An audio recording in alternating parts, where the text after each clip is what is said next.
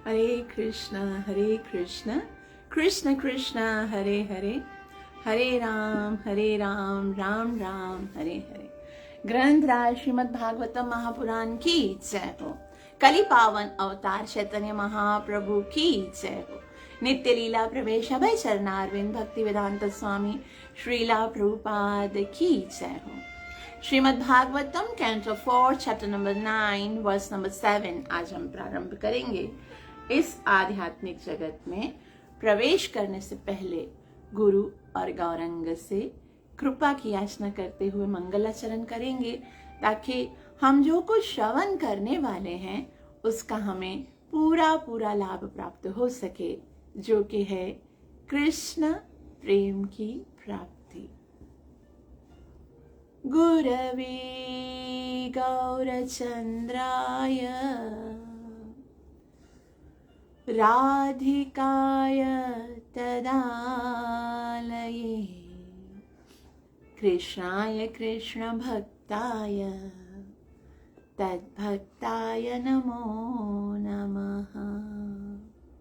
नारायणं नमस्कृत्य नरं चैव नरोत्तमं दैवीं सरस्वतीं व्यासं ततो जयमुदीरये।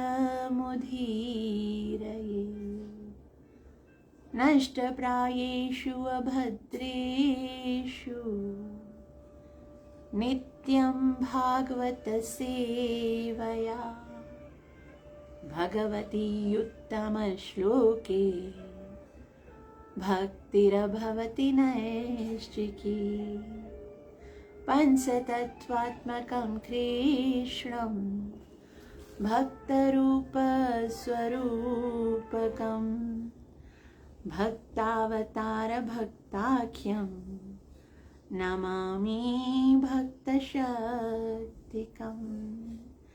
जय श्री कृष्ण चैतन्य प्रभु नित्यानंदा श्री अद्वैत गदाधर श्रीवासदि गौर भक्तवृंदा। हरे कृष्णा कृष्ण कृष्ण हरे हरे, हरे राम राम राम हरे हरे। ग्रंथराज श्रीमद् भागवतम महापुराण की जय हो। कैंटो 4 चैप्टर नंबर 9, जिसका शीर्षक है ध्रुव महाराज का घर लौटना। कल हमने देखा ध्रुव महाराज ने जब भगवान की स्तुति करने की इच्छा की तो भगवान ने अपना वेदमयी शंख ध्रुव महाराज को स्पर्श कराया, जिससे ध्रुव महाराज को अद्भुत ज्ञान की प्राप्ति हो गई। और पहले ही श्लोक में ध्रुव महाराज ने भगवान से ये स्तुति की कि आप कितने महान हैं कि आपने मेरे अंतःकरण में प्रविष्ट करके मेरी मृतक देह को, मेरी सुप्त इंद्रियों को जगा दिया। मेरी वाणी में अद्भुत शक्ति आ गई। ना केवल मेरी वाणी में, इसके साथ साथ मेरे हाथों में, मेरे कर्णों में, मेरे नेत्रों में, मेरी पूरे शरीर में एक रोमांच सा उठ रहा है। भौतिक जितनी भी वस्तुएं और जो कुछ भी है जिसकी ओर मैं अब तक आकर्षित था, वो अब पूरा संसार मुझे नीरस लग रहा है। और आपका दर्शन करके मुझे, मेरी नेत्र जो है वो तृप्त नहीं हो रहे हैं। नेत्रों की अभिलाषा है कि मैं निरंतर आपको देखता रहूं। कर्णों की अभिलाषा है कि मैं आपके विषय में श्रवण करूं। मेरे मुख से बस आपकी स्तुति निकले, मैं आपका गुणगान करूं। मेरा शरीर का एक एक अंग आपको आलिंगन करने की इच्छा कर रहा है। हृदय में आपके प्रति अपार प्रेम और अपार स्नेह उत्पन्न हो गया है। मेरी इंद्रियों को इतना शुद्ध कर दिया आपने, मेरे अंदर प्रविष्ट कर मेरी एक एक इंद्रिय को जागृत कर दिया। मैं कितने समय से मृत दशा में था। तो मानो भगवान पूछे कि नहीं ध्रुव, मैंने तो कुछ नहीं किया, क्योंकि सारी इंद्रियों के तो अलग अलग नियामक देवता होते हैं ना। जैसे इंद्रियों में क्या होता है, हमारी जो सारी इंद्रियां हैं उनको एक एक देवता को नियुक्त किया गया है कि आप इस इंद्रिय को कंट्रोल करोगे। जैसे सूर्य देव हमारे नेत्रों के कंट्रोलर हैं, अग्नि देव जो हैं वो हमारे अग्निदेव जो हैं वो हमारे मुख के कंट्रोलर हैं, हमारे भुजाओं के कंट्रोलर देवराज इंद्र हैं। उसी तरह से शरीर के जितने भी अंग हैं उन सारे अंगों के अलग अलग नियामक देवता हैं। तो भगवान ने कहा मैंने तो कुछ नहीं किया, है ना। सारे देवी देवता जो हैं वो आपकी इंद्रियों को शक्ति दे रहे हैं, उनको बल प्रदान कर रहे हैं, तो ये कार्य उन देवताओं का है, तो ये क्रेडिट उनको जाता है, आप मुझे श्रेय मत दीजिए। मानो ऐसा अगर भगवान ने कहा। तो ध्रुव महाराज जो हैं उसका वर्णन करते। अब देखो, जैसे हमने पहले बोला था कि ध्रुव महाराज की जो ये शब्द हैं वो वेदों का प्रमाणिक ज्ञान है, क्योंकि भगवान का शंख वेदमय है। तो सारे वेदों का ज्ञान प्राप्त करने के बाद ध्रुव महाराज भगवान की स्तुति कर रहे हैं। तो भगवान के इस प्रश्न का वो उत्तर कैसे देते हैं, बहुत ही सुंदर है। ध्रुव महाराज कहते हैं एकस्त्वमेव भगवन्निदमात्मशक्त्या मायाख्ययोरुगुणया महदाद्यशेषम् सृष्ट्वानुविश्य पुरुषस्तदसद्गुणेषु नानेव दारुषु विभा वसुवद्भिभास। वे कहते हैं एकस्त्वमेव, नहीं नहीं, आपके अतिरिक्त कोई देवी देवता कोई कार्य नहीं कर रहा है। एकस्त्वमेव, ये सारा जो भौतिक ब्रह्मांड है उसके अंदर अलग अलग देवताओं को अलग अलग कार्य भले ही दिया गया है, लेकिन एकस्त्वमेव भगवान इदमादि शक्त्या। ये जो इदम का मतलब क्या है कि इदम ये संपूर्ण विश्व के अंदर जो कुछ भी क्रिया हुई है, आज जो इस भौतिक जगत का निर्माण हुआ, निर्माण के भौतिक जगत, उसके बाद इंद्रियों के नियामक और इंद्रियों के विषय और भौतिक भोग और ये सारी देवता, ये सब को बनाने वाले कौन है? मायाख्ययोरुगुणया महदादशेषम। जो कुछ भी है, ध्रुव महाराज कहते हैं कि हे प्रभु, जो भिन्न भिन्न इंद्रियों पर जो देवता कंट्रोल कर रहे हैं, जो देवता वहां पर नियामक है, वो तो ये तो सत्य है, इसमें तो कोई है ना दो राय नहीं है कि सारी इंद्रियों के ऊपर अलग अलग देवता जो हैं वो कंट्रोल कर रहे हैं, परंतु एकमात्र आपकी बहिरंगा शक्ति के द्वारा ये सारे कार्य संभव हो सके हैं। अर्थात ये जो देवता हैं जो अलग अलग इंद्रियों पर राज्य कर रहे हैं, उन देवताओं को भी तो भगवान ने ही बनाया है ना। ये देवता भी तो भगवान के द्वारा बनाए गए हैं, और इन देवताओं को ये कंट्रोल करने की जो शक्ति है वो भी भगवान के द्वारा प्राप्त हुई है। और ये देवता अगर उन पर कंट्रोल कर रहे हैं तो ये आदेश भी तो भगवान का है। और फिर इसीलिए अलग अलग कार्य जो इन इंद्रियों को कंट्रोल करने की शक्ति है वो भगवान के द्वारा आती है। इन इंद्रियों के अंदर, देवताओं के अंदर वास्तव में कुछ भी शक्ति नहीं है। वास्तव में जो भगवान है वही इन सारे देवी देवताओं को शक्ति प्रदान करते हैं। देखा जाए कि देवता हाथ पर, पैर पर, नेत्र पर नियंत्रण करते हो, मगर यदि परमात्मा यहाँ से स्विच ऑफ कर देते हैं तो ये देवता कुछ भी नहीं कर सकते। देवताओं के अंदर कुछ भी, देवता रहेंगे भी, अगर सारे शरीर के ऊपर कोई व्यक्ति है, उसके सारे शरीर के ऊपर देवता हों भी, लेकिन यदि भगवान की शक्ति उन्हें प्राप्त नहीं होती है, परमात्मा यदि हृदय से बैठकर चेतना प्रदान नहीं करते, तो फिर कोई भी व्यक्ति कोई भी कार्य नहीं कर सकता है।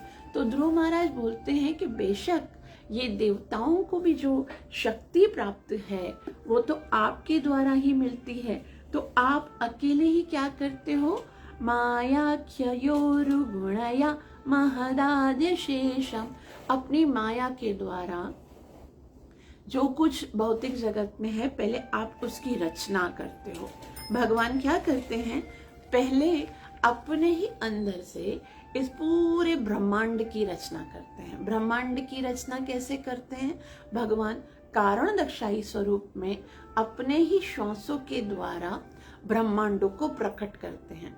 और जब ब्रह्मांड की रचना होती है तो भगवान स्वयं जितने जितने ब्रह्मांड हैं उन सबके अंदर प्रविष्ट हो जाते हैं और फिर गर्भोदक्षाई के रूप में ब्रह्मांड के अंदर प्रविष्ट होकर ब्रह्मा जी को प्रकट करते हैं। और जब ब्रह्मा जी प्रकट हो जाते हैं और फिर उनको भगवान ही ये आदेश देते हैं कि अब आप सृष्टि का निर्माण करो। और जब ब्रह्मा जी इस सृष्टि का निर्माण करते हैं तो प्रत्येक जीव आत्मा के हृदय में भगवान स्वयं ही परमात्मा के रूप में बैठकर उनको शक्ति प्रदान करते हैं और सब भगवान उनको शक्ति प्रदान करते हैं, तभी कोई जीव जो है वो कार्य कर सकता है। तो संसार में हम देखते हैं जो भी क्रिया शक्ति है, जो भी क्रिया शक्ति है, जो भी ज्ञान शक्ति है, उस सब के वास्तविक जो स्रोत हैं वो भगवान श्री कृष्ण है। भगवान श्री कृष्ण के अतिरिक्त और कोई भी शक्ति कार्य स्वतंत्र कार्य नहीं कर सकती है। यहाँ पर ध्रुव महाराज एक बहुत ही सुंदर दृष्टांत देते हैं। वे कहते हैं, सृष्ट्वानुविश्य पुरुषस्तदसद्गुणेश, ये इस भौतिक जगत की सृष्टि भगवान करते हैं। सृष्टि करके अनुविश्य फिर उसके अंदर प्रविष्ट करते हैं और उसके बाद पुरुष तद माया के द्वारा असत गुणेश क्षणिक प्रकट सारे गुण प्रकट करते हैं। किस तरह से करते हैं, वो अंतिम लाइन में बहुत ही सुंदर उदाहरण देते हुए कहते हैं, नानेव दारुषु विभा वसुवद्विभासी। नानेव दारुषु मतलब नाना प्रकार के, नाना मतलब अलग अलग प्रकार के दारू होते हैं। दारू किसको बोलते हैं, दारू मतलब काष्ठ, जो लकड़ी होती है ना। कभी आपने देखा लकड़ी बहुत अजीब सी मोटी सी होती है, कभी लंबी लंबी लकड़ी होती है, कभी सीधी माचिस की तीली की तरह होती है, कभी दो आकार की होती है, कभी ऐसे बनी हुई हो। जैसी जैसी लकड़ी होती है ना वैसा वैसा उसमें से अग्नि का स्टाइल निकलता है। आजकल तो अलग अलग तरीके के है ना फायर बर्न होते हैं, वो उसमें अलग अलग डिजाइन की फायरिंग होती है। तो इस तरह से जैसी जैसी लकड़ी होती है वैसा वैसा उसमें से अग्नि का प्रकाश निकलता है। दिखने में ऐसा लगता है कि ये अग्नि ऐसी है, ये अग्नि ऐसी है, इसमें से ऐसी अग्नि निकल रही, लेकिन अग्नि सेम है, बस उसका आकार अलग अलग है। उसी तरह से ये जो शक्ति है, हम अलग अलग तरीके से क्रिया करते हैं। कोई व्यक्ति बहुत ज्यादा बुद्धिमान होता है, अपनी बुद्धि के द्वारा क्रिया करते हैं, हमको लगता है कि यार इसकी बुद्धि। कोई व्यक्ति बहुत शक्तिशाली होता है तो बहुत शक्ति वाला कार्य करता है, हमको लगता है यार इसके अंदर कितनी शक्ति है। तो ना तो किसी व्यक्ति की शक्ति है, ना तो किसी व्यक्ति की बुद्धि है, ये तो भगवान है जो कहते हैं मत्तः परतर मत्तः स्मृतिर ज्ञानम अपोहनम च, कि मैं ही सबको स्मृति ज्ञान प्रदान करता हूं। जैसे अगर आपके घर में आप अग्नि जलाते हो लकड़ी के अंदर और फिर आप उसमें से भोजन बनाते हो, ठीक है, और आप बोलो ये लकड़ी कितनी आप दयावान हो कि आपने मेरा भोजन बना दिया। लकड़ी को आप धन्यवाद करो और फिर आपने सोचा हो लकड़ी की वजह से मेरा भोजन बना है, तो ये हमारी बुद्धिहीनता है, क्योंकि भोजन लकड़ी ने नहीं बनाया है। उस लकड़ी के अंदर यदि अग्नि प्रज्वलित ना हो तो फिर वो भोजन कभी नहीं बन सकता। तो उसी तरह से ये व्यक्ति जो है वो एक लकड़ी की तरह है और जो भगवान की शक्ति है वो अग्नि की तरह है, और वो अग्नि कार्य करती है। भोजन कौन बना रहा है, वो भोजन तो अग्नि के द्वारा बन रहा है और हम हर सैल्यूट करते लकड़ी, ये लकड़ी बहुत अच्छी है, ये लकड़ी बहुत अच्छी नहीं है, लेकिन ये कार्य तो उस अग्नि के द्वारा हो रहा है। उसी तरह से देवता जो है ना वो भी अलग अलग लकड़ी की तरह है। ये प्रहलाद महाराज ना बहुत ही वेदांतिक सिद्धांत दे रहे हैं। वे कहते हैं कि नाना नाना नाने वदारुषु विभाव सुवद्भिभासि, कि अलग अलग, अब ये सारे जितने भी जीव आत्माएं हैं उनको अलग अलग लकड़ी के अंदर या शरीर के अंदर भगवान ने स्थापित कर दिया, और फिर उनको शक्ति प्रदान की अंदर से। भगवान कहते हैं ना मत स्मृति ज्ञानम अपोहनम च, मैं ही मत देता हूँ, मैं ही स्मृति देता हूँ, मैं ही शक्ति देता हूँ। भगवान कहते हैं बुद्धिर्बुद्धिमतामस्मि, मैं बुद्धिमानों को बुद्धि प्रदान करता हूँ, मैं बलम बलवताम चाहम, जो बलवान है उनको बल प्रदान करता हूँ। चेतना चेतना नाम, जितने भी बुद्धिमान चेतनावान व्यक्ति हैं, जो कार्य करने की शक्ति है वो भगवान प्रदान करते हैं। तो सारा का सारा क्रेडिट, चाहे वो देवता कर रहे हो, चाहे वो मनुष्य कर रहे हो, चाहे कोई भी कर रहे हो, वो सारा का सारा क्रेडिट किसको जाएगा? किसको जाएगा? वो कृष्ण को जाएगा, क्योंकि शक्ति तो कृष्ण ने दी है। जैसे अगर हम देखें कि हमारे घर में हम कोई बल्ब जलाते हैं, हीटर जलाते हैं, फ्रिज चलाते हैं या कोई भी इलेक्ट्रिक इंस्ट्रूमेंट चलाते हैं, तो हमको लगता है कि भाई ये इंस्ट्रूमेंट में अंदर बहुत पावर है, लेकिन असल में वो पावर किधर से आ रहा है? वो मेन स्विच के साथ कनेक्शन के कारण आ रहा है। आप अच्छे से अच्छा इंस्ट्रूमेंट लेकर आओ, लेकिन यदि मेन स्विच के साथ उसका कनेक्शन नहीं होगा तो फिर वो कार्य नहीं करेगा, ऐसा होगा ना। तो उसी तरह से जो भी देखते हैं हम कि इस भौतिक जगत में जो भी इंस्ट्रूमेंट काम कर रहे हैं, हम सब इंस्ट्रूमेंट हैं, और भगवान क्या है? वो मेन स्विच है, और मेन स्विच के साथ हमारा कनेक्शन है, तभी हमारा कार्य हो रहा है। और फिर हम लोग को लगता है भाई धन्यवाद इसने अच्छा काम किया, धन्यवाद इसने अच्छा काम किया, लेकिन ये सारा कार्य करने वाले जो हैं वो भगवान हैं। जैसे एक बताया जाता है, शास्त्रों में एक बहुत सुंदर एग्जाम्पल है कि सूर्य जो है वो आकाश पर चमकता है, और धरती पर यदि अलग अलग मटके भर के रख दिए जाएं, घड़े भर के रखते जाए, मतलब पानी के जो भी पात्र होंगे ना, तो उसके अंदर वही सूर्य दिखेगा। जो आकाश पे सूर्य है ना, वही सूर्य प्रत्येक जल पात्र में वो दिखता है। सारे ही जल पात्र के अंदर वही सूर्य दिख रहा है। ये ऐसे ही है जैसे अलग अलग शरीरों में वही भगवान की जो शक्ति है वो कृष्ण ही चमक रहे हैं सूर्य की तरह, और कुछ नहीं है। ऐसा नहीं कि उस पात्र के अंदर अपनी भी कोई योग्यता है, कोई योग्यता नहीं। जीव के अंदर कोई भी योग्यता नहीं है कि वो कोई कार्य कर सके। सारा का सारा कार्य जो है, सारी की सारी शक्ति, सारी की सारी बुद्धि जो है, ये तो वहीं से आ रहा है।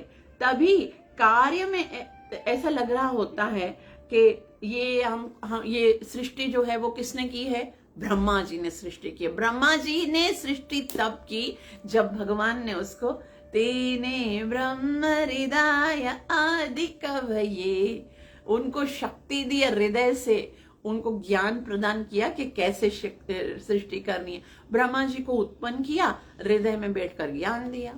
इंद्र को उत्पन्न किया, हृदय में बैठकर शक्ति दे दी कि आपको क्या करना है, इंद्रासन पर बैठकर वर्षा करनी है। उसी तरह से सारे के सारे जितने भी शक्तिशाली देवता हैं उनको भगवान ने शक्ति दी है, उसी के कारण वो कार्य कर रहे हैं। अभी अगर हम जैसे अभी हम एग्जाम्पल यहाँ पर ध्रुव महाराज का दे रहे थे कि कोई लकड़ी अगर प्रसाद बनाने के बाद हम बोलें कि वाह वाह लकड़ी, आपने तो मेरा भोजन बना दिया, धन्यवाद, आप बहुत महान हो, तो वो लकड़ी बोलेगी भोजन मैंने नहीं बनाया, अगर अग्निदेव नहीं निकलते, प्रकट नहीं होते तो मैं भोजन नहीं बना।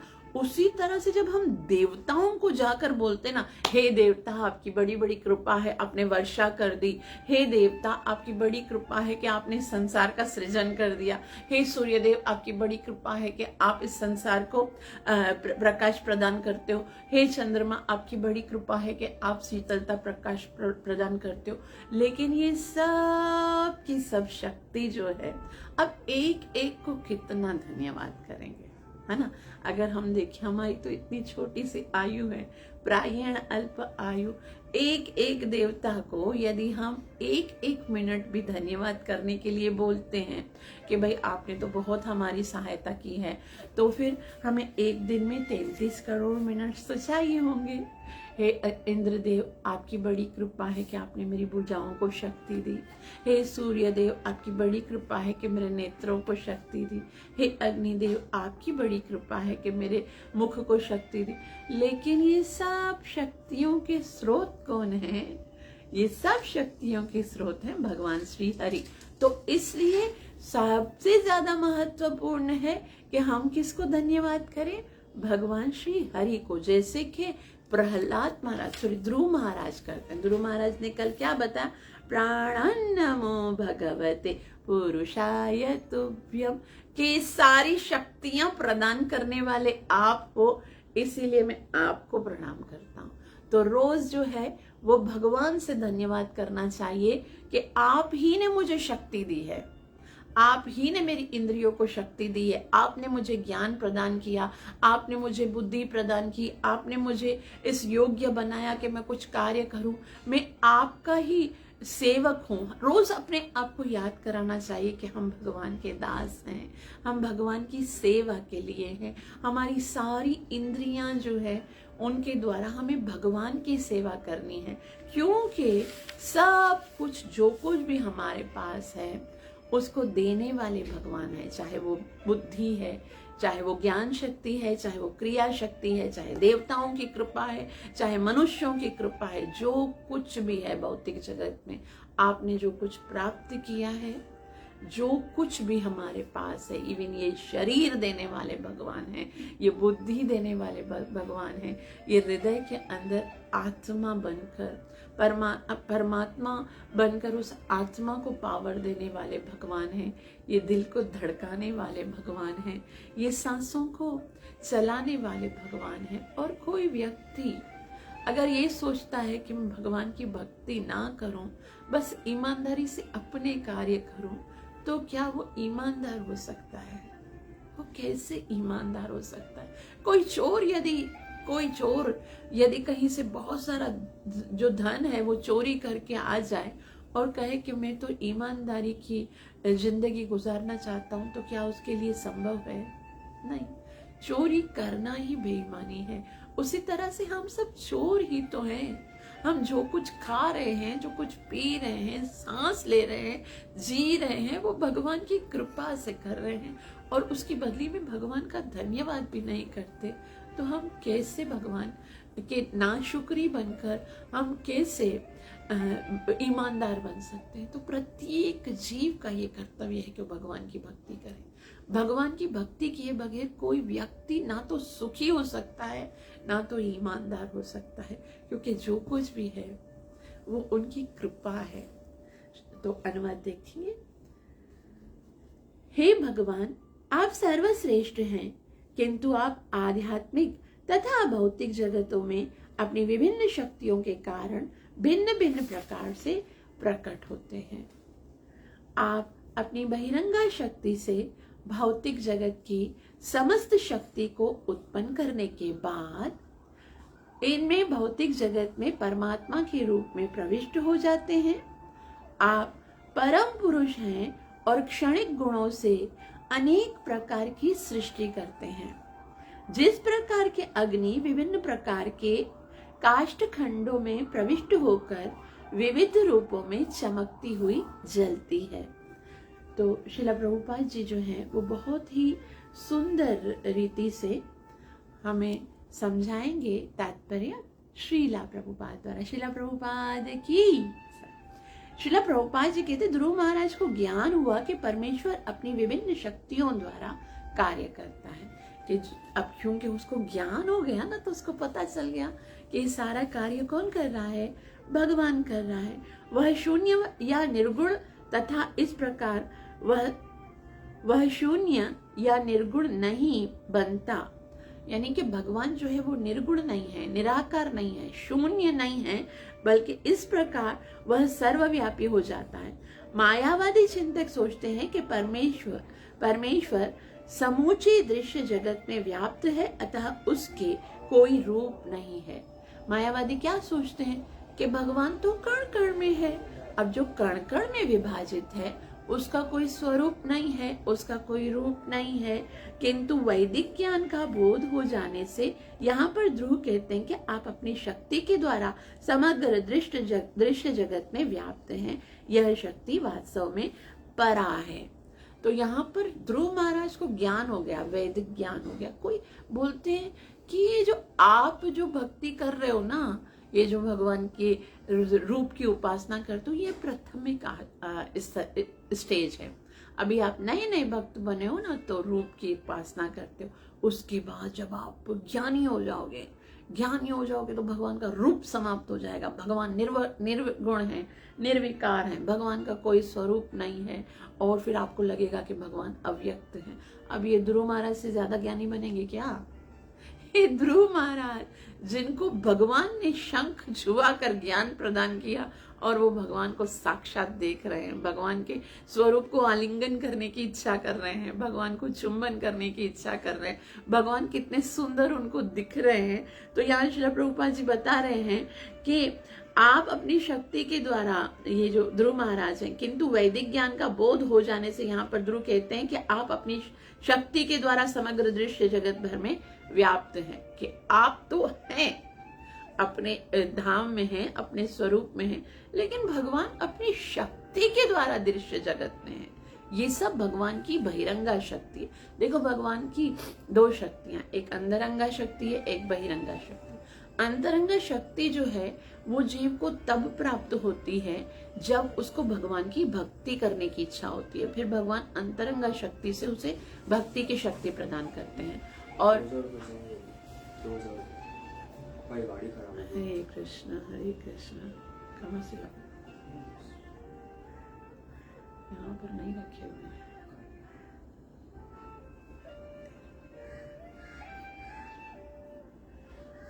अपनी शक्ति के द्वारा समग्र दृश्य जगत भर में व्याप्त हैं। यह शक्ति वास्तव में परा है, किंतु भौतिक जगत में क्षणिक रूप से कार्यशील होने के कारण माया कहलाती है। दूसरे शब्दों में, भक्तों के अतिरिक्त सबों के लिए भगवान की शक्ति बहिरंगा शक्ति होती है। भक्तों के अतिरिक्त दूसरों के लिए कौन सी होती है? बहिरंगा शक्ति होती है। ध्रुव महाराज इस तथ्य को अच्छी तरह समझ चुके थे और यह भी समझ गए थे कि शक्ति और शक्तिमान एक समान तथा एक ही हैं। भगवान की शक्ति और शक्तिमान, अभी ये सब, भगवान तो शक्तिमान है और दृश्य जगत में प्रत्येक कण में भगवान की शक्ति है, वो एक समान है। शक्ति को शक्तिमान से पृथक नहीं किया जा सकता। ये शक्ति और शक्तिमान का भेद है, लेकिन फिर भी उनको अलग नहीं किया जा सकता है। तो परमात्मा के रूप में भगवान की पहचान को यहाँ स्वीकार किया गया है। जैसे ध्रुव महाराज ने बताया है कि भगवान क्या करते हैं, सृष्ट्वानुविश्य पुरुषस्तदसद्गुणेश, भगवान सृष्टि के अंदर अनुविष्ट हो जाते हैं। तो ये परमात्मा के स्वरूप में जो भगवान है उसको स्वीकार कर दिया गया। उनकी आदि पराशक्ति भौतिक शक्ति को जगाती है। तो क्या होता है कि जब जीव की भौतिक भोग करने की इच्छा होती है तो भगवान की जो आदि शक्ति है वो इस भौतिक शक्ति को जगाती है, जिससे मृत शरीर प्राण शक्ति से पूरित प्रतीत होता है। वैसे तो भौतिक जगत के जितने भी शरीर हैं वो मृत हैं, लेकिन जब भगवान की शक्ति उसके अंदर प्राप्त आती है तो फिर क्या होता है, मृत शरीर प्राण शक्ति से पूरित प्रतीत होता है। शून्यवादी विचारक सोचते हैं कि किन्हीं भौतिक परिस्थितियों में, भौतिक वस्तुओं में जीवन के लक्षण प्रकट होते हैं। मतलब ऐसे जो शून्यवाद होते हैं, जैसे जो भगवान को नहीं मानते हैं, वो क्या सोचते हैं कि भौतिक परिस्थितियों में, भौतिक वस्तु में जीवन के लक्षण प्रकट होते हैं। कि कैसे होता है कि एक वस्तु से दूसरी वस्तु प्रकट होती है, प्रकृति से जन्म होता है, लेकिन प्रकृति से कैसे जन्म हो सकता है? प्रकृति किसी वस्तु को नहीं जन्म दे सकती है जब तक कि भगवान प्रकृति को शक्ति प्रदान नहीं कर सकते हैं। तो कैसे जो शून्यवादी लोग होते हैं वो ऐसे कहते हैं कि जैसे यहाँ पर बता, किंतु तथ्य यह है कि भौतिक शरीर स्वतः कार्य नहीं कर सकता, यहाँ तक कि मशीन को भी पृथक शक्ति, बिजली, भाप इत्यादि की आवश्यकता होती है। अगर कोई मशीन होती है तो वो भी स्वतः से कार्य नहीं करती है, वो बिजली और स्टीम वगैरह उसके अंदर डालते हैं। उसके बाद इस श्लोक में कहा गया है कि भौतिक शक्ति नाना प्रकार की भौतिक वस्तुओं में कार्य करती है। जो भौतिक शक्ति है वो अलग अलग प्रकार की भौतिक वस्तु जो है उसके अंदर अलग अलग प्रकार से कार्य कर। जिस प्रकार की अग्नि विभिन्न प्रकार के लकड़ी के टुकड़ों में भिन्न भिन्न प्रकार से, अर्थात लकड़ी के आकार तथा गुणों के अनुसार जलती है, भक्तों में वही शक्ति पराशक्ति में परिणत होती है।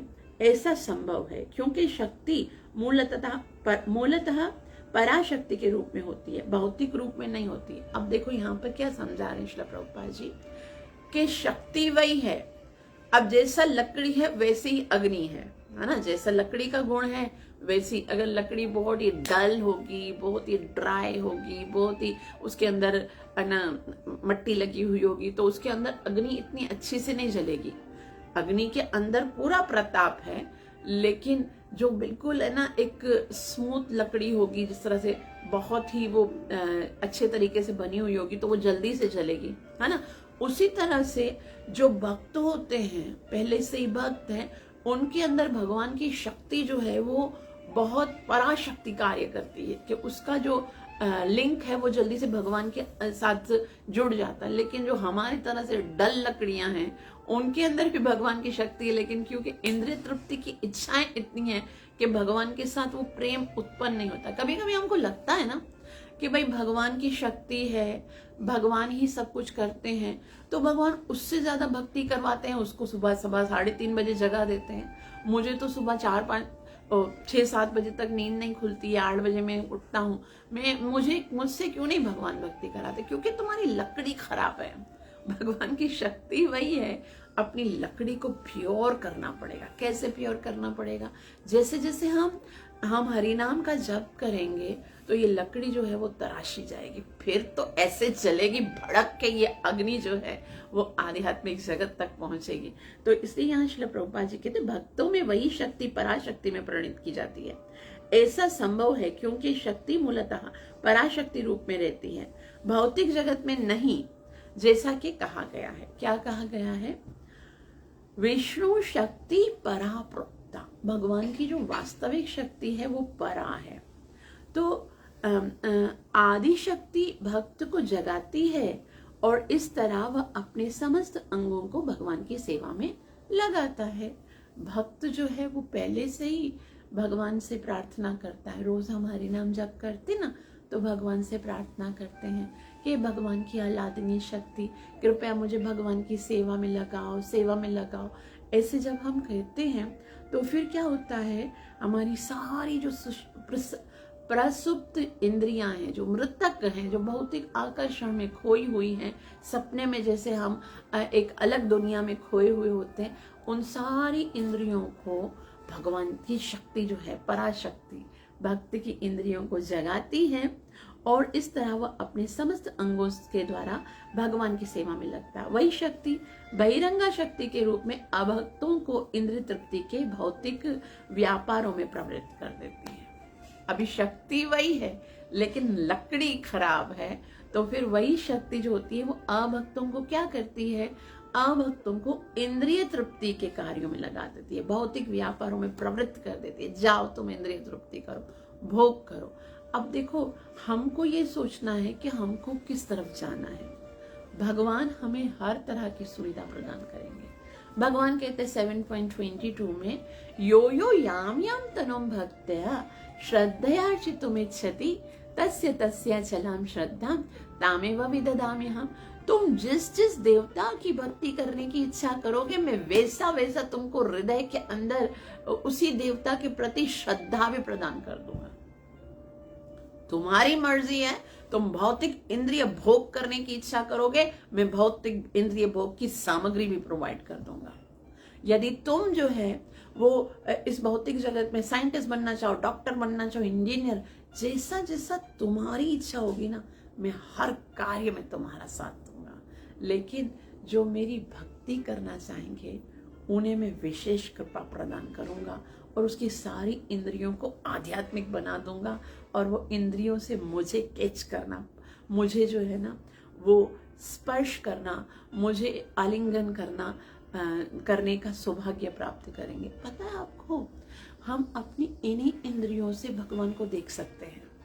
जो भक्त होते हैं ना, शुद्ध भक्त होते हैं, उनको भगवान दिखते हैं, उनसे भगवान बात करते हैं। आज भी हम कितने कनिष्ठ हैं, हम कितने खंडम व्यक्ति हैं कि हम भौतिक जगत के कितने हाड़ मांस से बने हुए गंदे व्यक्तियों के लिए मर रहे होते हैं, तड़प रहे होते हैं।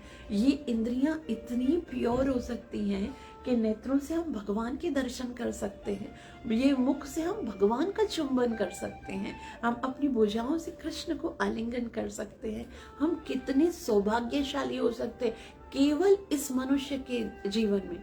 और इस मनुष्य जीवन को हम केवल भौतिक थर्ड क्लास इंद्रिय तृप्ति जो कि जानवरों को भी उपलब्ध है, उसके पीछे भाग रहे होते हैं। तो हमें अपने ऊपर कृपा करके आद्या रसवर्जम रसोप्यस्य परम दृष्टवा निवर्तते। जब आध्यात्मिक इंद्रिय तृप्ति का आभास हो जाता है ना, फिर क्या होता है, ये भौतिक जो रस है वो बहुत फीके लगने लगते हैं। तो उसके लिए चेष्टा करनी चाहिए। भगवान कहते हैं, मैं उन्हें योगक्षामम वहाम्यहम्, मैं उन्हें जो कमी है मैं स्वयं पूरी करूंगा, मैं खुद आऊंगा उसके, मैं आऊंगा। तेषाम अहम समुद्धरता मृत्यु संसारवर्त, ये संसार सागर से मुक्त करा के उसे आध्यात्मिक जगत में। बस ये छोटा सा जीवन ही तो है, कब तक इस कचरे में पड़े रहेंगे, कब तक भौतिक इंद्रिय भोग के विषय में सोचते रहेंगे, कब हम भगवान की आध्यात्मिक आनंदमयी प्रेममयी जो माधुर्य शक्ति है उस पराशक्ति की ओर आकर्षित होंगे।